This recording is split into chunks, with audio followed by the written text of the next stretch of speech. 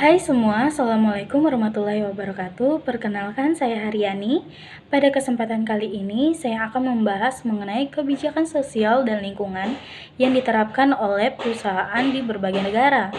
Ada beberapa negara yang akan saya bahas, salah satunya Indonesia. Perusahaan di Indonesia menerapkan berbagai kebijakan sosial dan lingkungan atau yang dikenal juga sebagai tanggung jawab sosial dan lingkungan (TJSL) yang mencakup berbagai program seperti program pemberdayaan masyarakat, pengembangan lingkungan, hingga pembangunan infrastruktur.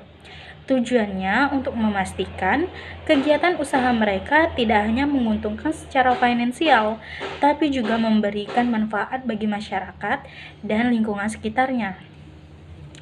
Nah, kebijakan sosial yang diterapkan oleh perusahaan di Indonesia yang pertama itu pemberdayaan masyarakat, di mana perusahaan berupaya mendorong kemandirian masyarakat lokal dan pengembangan ekonomi melalui berbagai program, salah satunya seperti program pendanaan UMKM. Lalu selanjutnya yaitu peningkatan kualitas hidup. Perusahaan berupaya meningkatkan kualitas hidup masyarakat. Nah, termasuk melalui program pendidikan, kesehatan, dan pemberdayaan ekonomi. Nah, selanjutnya yaitu ada hak asasi manusia. Perusahaan harus menghormati dan menjunjung tinggi HAM, termasuk bagi masyarakat yang terkena dampak dari kegiatan usaha mereka.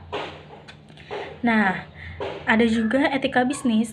Dalam etika bisnis ini, perusahaan melakukan kegiatan bisnisnya dengan jujur, transparansi, dan akuntabilitas. Lalu dalam kebijakan lingkungannya, perusahaan di Indonesia menerapkan berbagai kebijakan. Yang pertama, pengelolaan sumber daya alam. Perusahaan mengelola sumber daya alam secara tanggung jawab dan juga efisien, termasuk juga mengelola limbah dengan baik dan mengurangi emisi rumah kaca. Lalu ada juga melestarikan lingkungan. Perusahaan berkomitmen untuk melestarikan keanekaragaman hayati dan menjaga lingkungan. Nah, itu tadi dari negara Indonesia. Sekarang kita berlanjut ke negara satu-satunya yang menjadi negara maju di Asia Tenggara. Siapa lagi kalau bukan Singapura? Perusahaan di Singapura juga melakukan kebijakan sosial dan lingkungan yang hampir-hampir mirip seperti di Indonesia. Kebijakan sosial yang mereka ambil salah satunya yaitu dukungan untuk perusahaan lokal. Singapura menyediakan sumber daya, layanan konsultan, dan pelatihan bagi perusahaan sosial untuk menciptakan bisnis berkelanjutan dan memberikan dampak positif pada masyarakat sekitar. Lalu ada juga peningkatan produksi lokal. Singapura berupaya meningkatkan produksi lokal untuk mengurangi ketergantungan pada impor. Hampir sama juga seperti Indonesia. Lalu peningkatan transparansi dan akuntabilitas. Perusahaan di Singapura diharapkan meningkatkan kualitas transparansi dan akuntabilitas dalam pelaporan kinerja, lingkungan, sosial, dan juga tata kelolanya. Lalu melalui kebijakan lingkungannya, Singapura juga melakukan beberapa kebijakan, salah satunya ekonomi sirkular. Singapura mendorong penggunaan ekonomi sirkular, yaitu sistem industri yang restoratif atau regeneratif untuk mengurangi limbah dan memaksimalkan penggunaan sumber daya. Lalu, Singapura melakukan rencana hijau tahun 2030. Karena Singapura menetapkan visi untuk menjadi kota yang hijau dan indah dengan mengurangi emisi gas rumah kaca, meningkatkan efisiensi energi, dan mengurangi limbah. Nah, yang terakhir kita lanjut ke negara India. Kebijakan sosial yang negara India ambil salah satunya tanggung jawab sosial perusahaan. Perusahaan mewajibkan melakukan kegiatan CSR dengan memenuhi syarat seperti pembangunan infrastruktur, pendidikan, pemberdayaan perempuan, dan pemberantasan kemiskinan. Lalu ada juga pelaporan lingkungan, sosial, dan tata kelola. Perusahaan yang terdaftar teratas harus melaporkan kinerja mereka dalam hal lingkungan, sosial, dan tata kelola perusahaan. Lalu yang terakhir, ada juga inisiatif pemberdayaan masyarakat.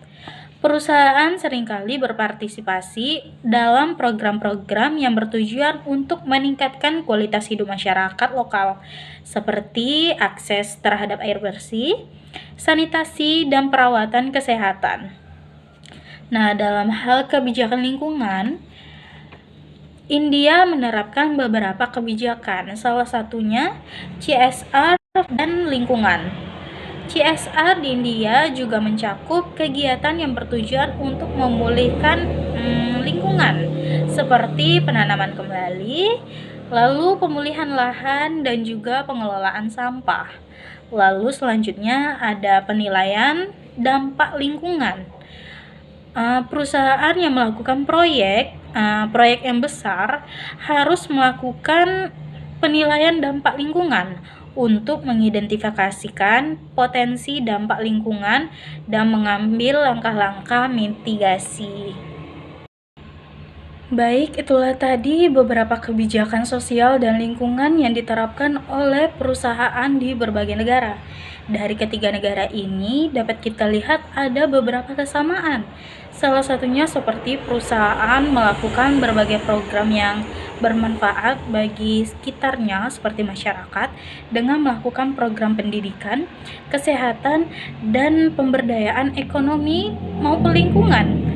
Lalu juga diharapkan dalam melakukan usahanya, perusahaan melakukan kegiatannya secara transparansi dan juga akuntabilitas. Lalu juga melalui usaha itu tidak hanya memberikan keuntungan bagi perusahaannya, tapi juga memberikan manfaat bagi lingkungan sekitar dan juga masyarakatnya tentu saja. Baik, itu saja penjelasan mengenai kebijakan sosial dan lingkungan yang dapat saya sampaikan. Mohon maaf apabila ada kesalahan maupun kekeliruan dalam penyampaian saya.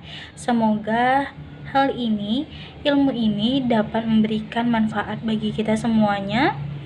Dan saya akhiri, wabillahi taufiq wal hidayah. Wassalamualaikum warahmatullahi wabarakatuh.